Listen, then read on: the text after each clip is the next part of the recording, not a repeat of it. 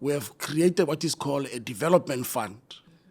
And to demonstrate our deliberate intention, we have put already aside 110 million to show private sector that we are serious. We are putting this into an independent fund that will be governed by an independent body.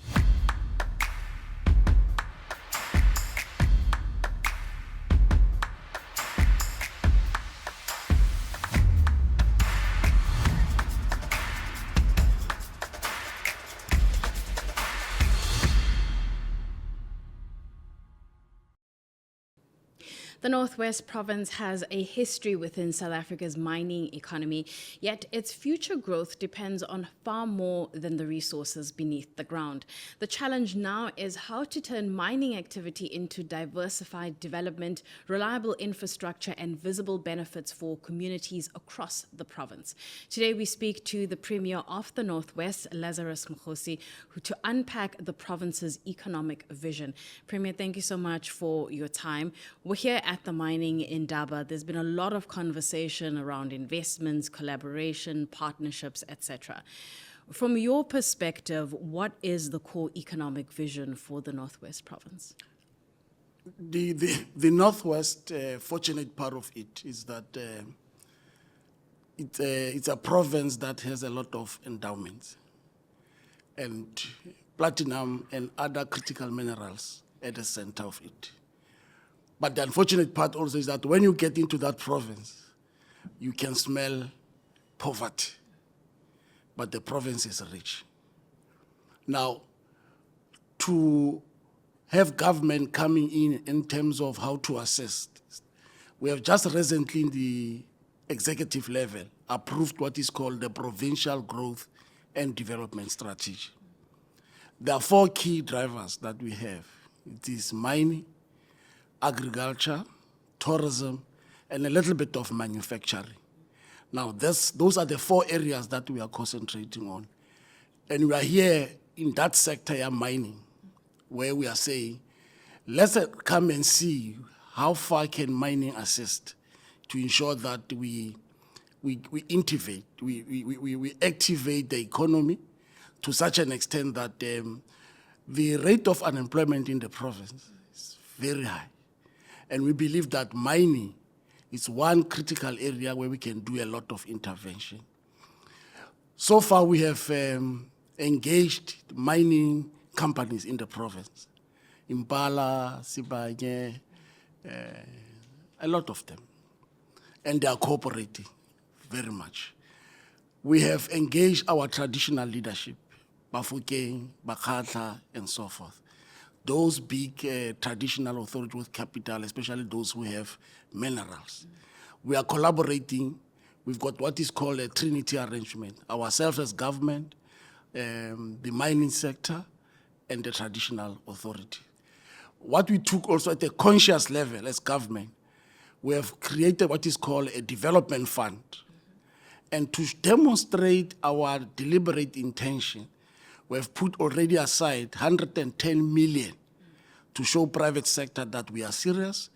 We are putting this into an independent fund that will be governed by an independent body of men and women who will take charge to maximize resources and at the same time implement projects which are development in nature. Government has no role. Government only mobilize resources as part of the shareholders. And it will be independent, chaired by an independent person. That is a demonstration of our commitment that we want private companies to come in, we want traditional authorities to come in. So we are deliberate in what we are doing. Okay, you mentioned that the province is rich, but when one drives into the province, the poverty is quite visible. Where are the challenges here that is holding back that growth and that investment that you want to see in the province? I think the challenge is that let's look at in this context. In the Northwest, we've got what is called labor-sending areas. The Bojanala belt, that's where a lot of mining takes place, and very sporadic in other areas of the province. But you'll have this land belonging to the traditional authority. They sign the labor plans, but to a large extent, these SLPs are not honored. And I think it has to do much with the mining charter, which depicts and dictates what should happen.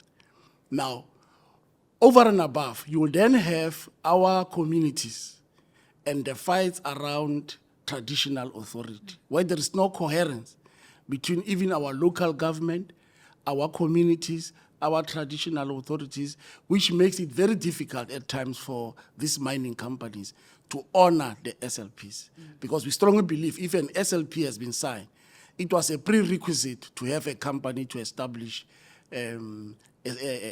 their business in a particular area.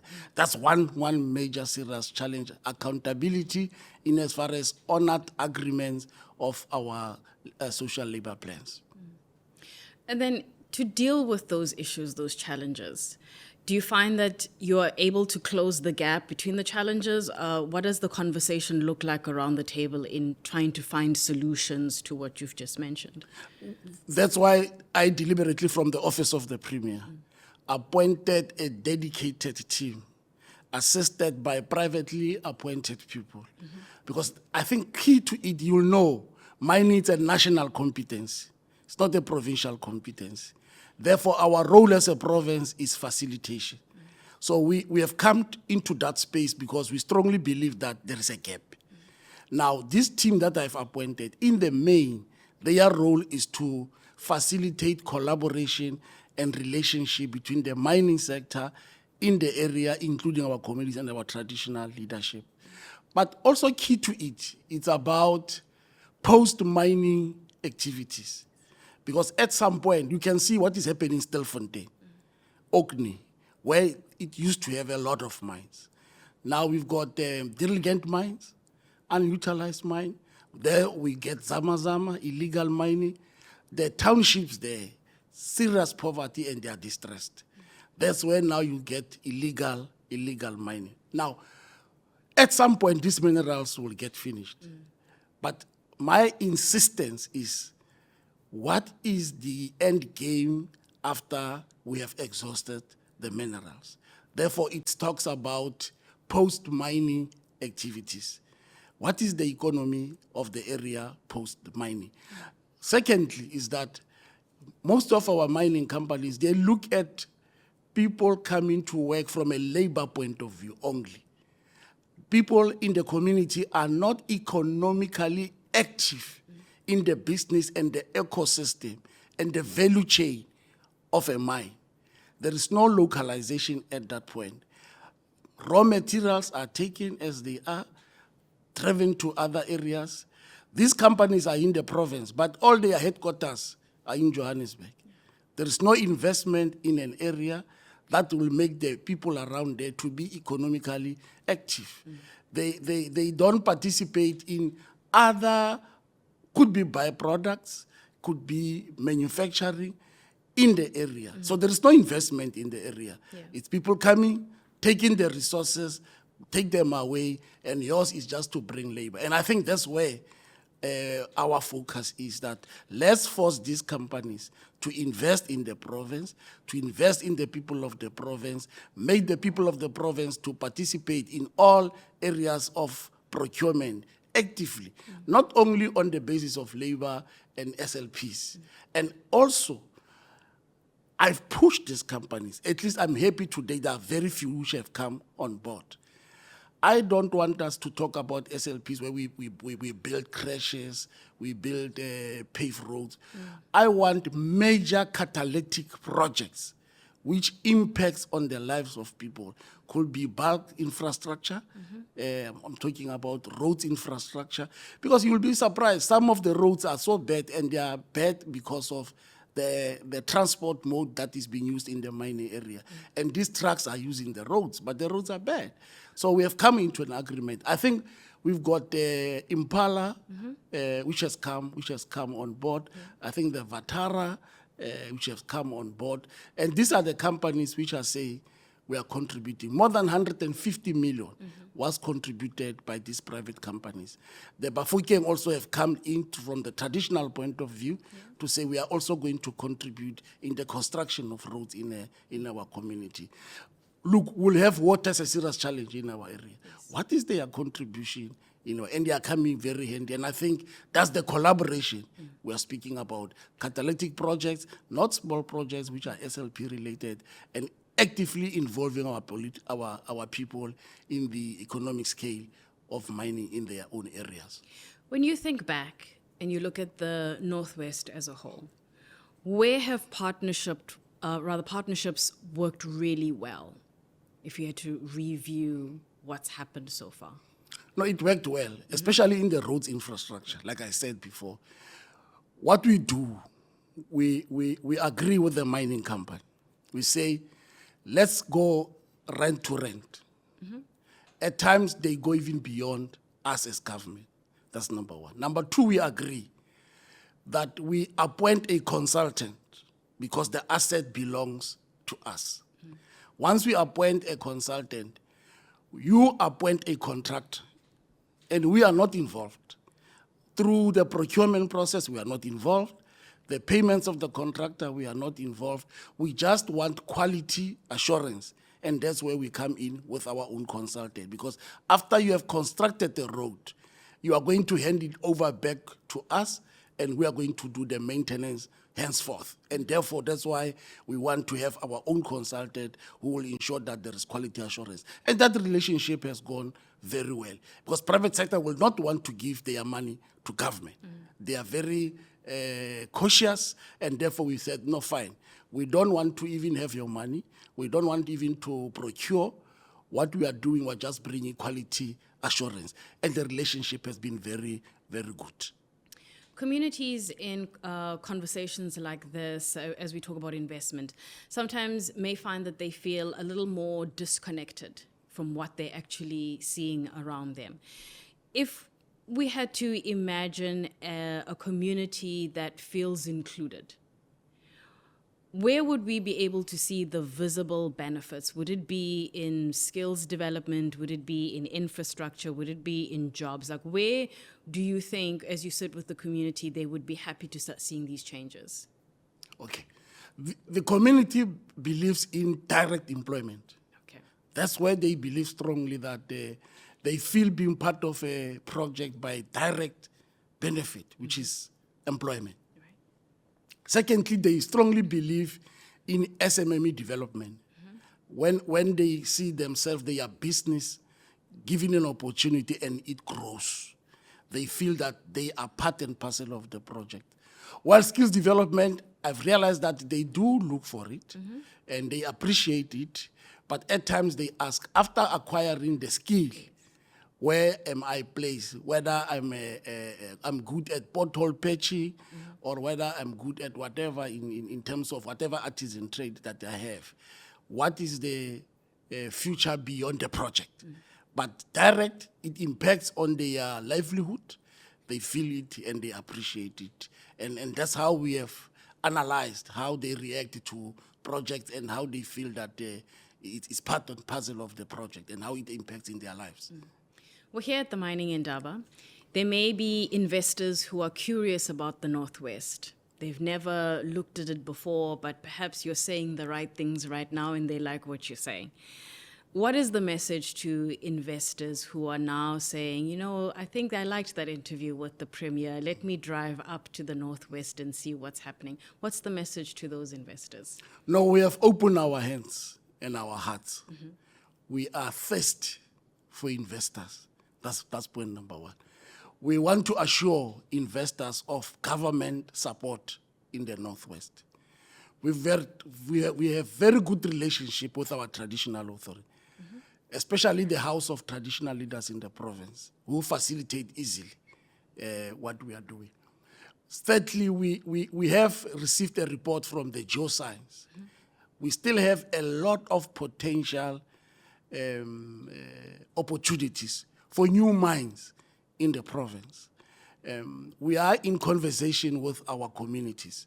So if there is any investor who wants to get into where chrome, which now seems to be fashionable. It's an open cast. You don't struggle. It's not underground. We believe that people can come to the province. The people of the province are very friendly. And from a policy point of view, we believe that we can be made friendly so that investors find it very easy and attractive to come and work in the province. So we are welcoming every potential investor to come to our province. We'll really appreciate that. You mentioned the strategy, you mentioned what you're currently working on. How do you personally measure your success as Premier? What will be that one indicator that matters to you that says the strategy is working, what I've implemented is working, and all the team's hard work is working? What are you going to be looking for? I think the first top on the list will be to reduce unemployment rate. You know, it's not good. When you wake up every day, Northwest sits at 54% unemployment in the province, is the highest in the province. When you go into an area, you see people roaming in the streets. You can feel that the level of unemployment. When you get into communities and you are told about the level of violence, the level of crime, gender-based violence, use of alcohol, drugs, and substance abuse, and so on. These are all consequences of unemployment in the province. And as a result, if you deal with unemployment or reduce it, you will subsequently be targeting these others indirectly. There is a direct link between gender-based violence, between crime and unemployment. And therefore, we believe that once we deal with that one, it will make me happy. I will not completely eradicate it, but we need to grow the economy of the province within the context, of course, of the national, international participation in the economy.